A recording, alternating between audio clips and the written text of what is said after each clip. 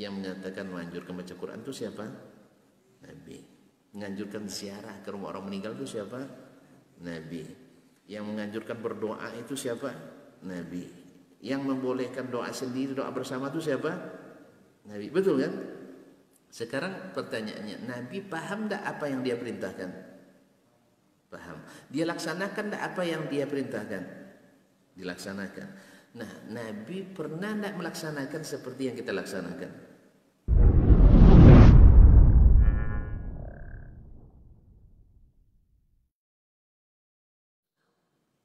Ini kita sudah bahas sebelumnya kaum muslimin, bahwa kalau sudah kembali ke hadis tidak selesai juga, berarti belum jujur kita kembali. Dia masih tafsir sendiri. Karena Nabi bukan tidak dengan tafsir, Nabi itu sudah tafsir, perkataan Nabi itu sudah tafsir. Jangan ditambah tafsir yang lain lagi. Kalau pakai tafsir jalan lain boleh, tapi tafsir jalan lain tidak boleh. Ya, ini sering banyak tafsir jalan lain. Nah, itu maksudnya di mana tuh? Itu maksudnya dari mana? Dari Nabi atau dari diri sendiri? Ini banyak, subhanallah, hadis sendiri ditafsirkan sendiri-sendiri, sehingga walaupun sama hadisnya, pemahamannya entah kemana-mana. Pemahamannya kemana? Apalagi memang di antara ulama besar ada yang merekomendasikan itu. Sejata, apalagi di antara ulama fuqaha yang terkenal ada yang merekomendasikannya. Ijtihad. Lalu kalau kita sebenarnya kaum muslimin dan muslimat, ijtihad kita hormati, tetapi Nabi lebih kita hormati. Berapa banyak amalan sekarang? Ada memang sebagian ulama mengatakan dia menukil dari amalan masyarakat di masa dia. Misalnya ini amalan Ahlus Syam misalnya. Dia kerjakan oleh orang-orang penduduk Syam. Contoh men3 hari, men7 hari. Baik. Lalu dibuatkan dalil-dalil misalnya yang bukan pada tempatnya. Ziarah ke tempat orang meninggal boleh? Sunnah tak? Sunnah. Baik. Baca Quran di rumah orang yang meninggal boleh pun tak? Siapa yang larang? Boleh aja. Masa tidak boleh orang itu baca Quran selesai? Boleh. Sah? Baca Quran bagus apa tidak? Bagus. Baik. Baca Yasin boleh tidak? Ada yang melarang baca Yasin? Boleh. Baik. Menyenangkan hati keluarga orang yang meninggal boleh pun tidak? Ya dianjurkan. Baik. Sekarang kita datang. Ngapain kita? Takziah. Ngapain kita? Baca Quran. Ngapain kita? Menyenangkan hati orang ahli waris sah. Ini kan masuk semuanya. Nah, gimana? Kita mulai lagi. Hah? Mana sunnah yang dilanggar? Tidak ada sunnah yang dilanggar. Sah? Kepada natap saya yang tajam tetapan. Hah? Kau muslimin dan muslimah dirahmati Allah. Gimana Pak? Boleh baca Quran? Boleh. Datang ke rumah orang meninggal boleh? Boleh. Ada batasan harinya? Pokoknya hari ketiga enggak boleh, hari ketujuh enggak boleh, enggak ada. Baik. Mendoakan orang meninggal boleh enggak? Mendoakan ahli waris boleh enggak? Doa bersama boleh enggak? Enggak pernah Nabi doa bersama? Hah? Sering. Nah. Baik, apa ini langgar?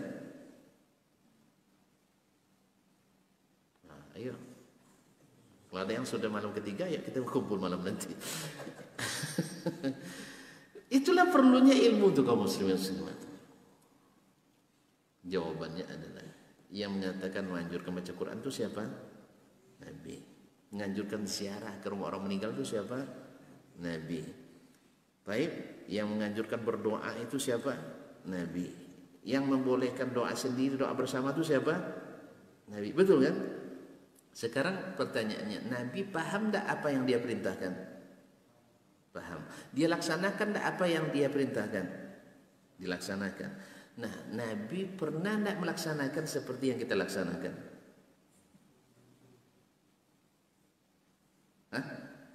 ngajak, ya Bad, para sahabat semuanya kan, ayo kita ke rumah si Anu malam ketiganya, atau 3 malam berturut-turut baca Al-Quran.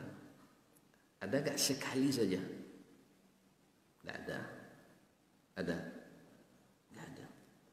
Berarti pertanyaannya, Nabi paham tak dengan perintahnya? Paham. Kita? Paham. Baik. Beda tak pemahaman Nabi sekarang dengan pemahaman kita?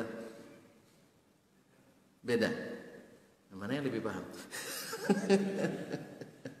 Ini. Jadi begini kaum muslimin dan muslimat, memahami hadis itu juga harus dengan hadis, jangan dengan hadas. Di situlah bedanya antara tinjauan yang sifatnya hanya ra'i, tinjauan hanya pendapat walaupun zahirnya benar, dengan tinjauan yang betul-betul hadis, yaitu dengan kita lihat prakteknya oleh Nabi alaihissalatu wassalam. Prakteknya. Makanya kita katakan tunggal mencontek. Nabi nilainya 100 kan? Mumtaz kan? Ya kalau nak lulus ikut aja. Apalagi ini nyontek halal. Sebab kalau kita buat pemahaman yang lain, berarti kita beda pemahamannya dengan Nabi SAW. Tentu orang akan menilai kita. Ketika pemahaman ini berbeda, antum pilih pemahaman Nabi atau pemahaman kita? Pemahaman Nabi SAW. Oh, pemahaman itu boleh berbeda-beda. Oke. Kalau sesama ulama boleh, tapi dengan Nabi boleh berbeda? Hah? Boleh berbeda pemahaman kita dengan Nabi? Tidak boleh. Apa sebab? Yang mengatakan itu kan beliau. Masa kita paksakan pemahaman kita pada Nabi SAW? Bukankah dalam keedah fikih atau usul fikih mengatakan maqasidul lafzi ala niyatil lafz? Maksud-maksud yang terkandung dari sebuah lafaz, dari sebuah ungkapan itu tergantung niat orang yang melafazkannya. Maka Allah dan Rasul lebih paham dengan perkataannya daripada kita. Sah? Rasul lebih paham dengan hadisnya daripada kita. Makanya bila bertentangan pemahaman kita dengan yang dipahami oleh Nabi SAW, jangan ragu menuduh pemahaman kita yang tidak benar. Tapi yakinlah bahwa pemahaman Nabi lah yang benar. Kecuali kita punya keyakinan Nabi tak bawa pemahaman, hanya bawa teks saja. Pahami masing-masing. Kalau menurut tuan-tuan, kalau begini Nabi, mungkin tak umat ini bersatu? Mungkin bersatu?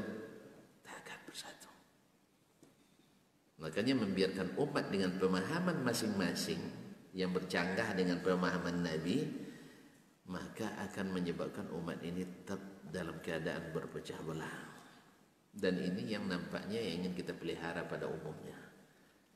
Kalau ada yang menyerukan ikut pemahaman Nabi, dituduh Wahabi. Itu masalahnya. Dituduh Wahabi untuk zaman ini. Tidak. Makanya mengikut Nabi SAW itu secara komprehensif, sempurna. Ya, kita kata contohnya tadi ngaji kan tidak dilarang.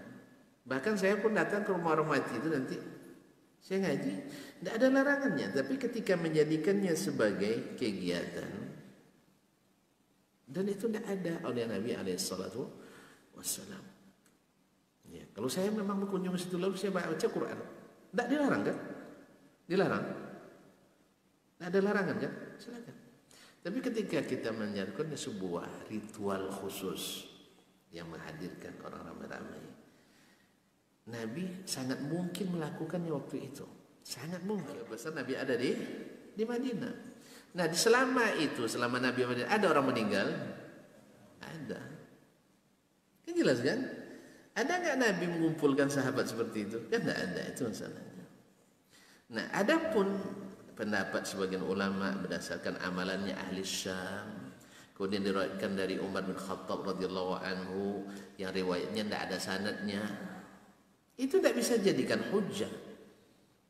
Andainya sahih misalnya dari amalan sahabat bertentangan dengan amalan Rasulullah SAW, kecuali sahabat ijma' mengatakan itu. Ya. Kaum muslimin musliman, tapi riwayat dari Umar tidak sahih. Dan hadis-hadisnya rata-rata maqati, hanya diriwayatkan dari sebagian tabi'in, dan riwayat tabi'innya pun juga tidak sah. Tapi yang mengatakannya imam-imam fikih banyak yang besar-besar itu masalahnya. Nah kita katakan seperti kata murid Imam Syafi'i sendiri, Harmalah ibn Yahya Tujibi, Asy-Syafi'i habibun ilaina wa kinnal haqqa ahabbu ilaina. Syafi'i itu kami cintai, tapi kebenaran lebih kami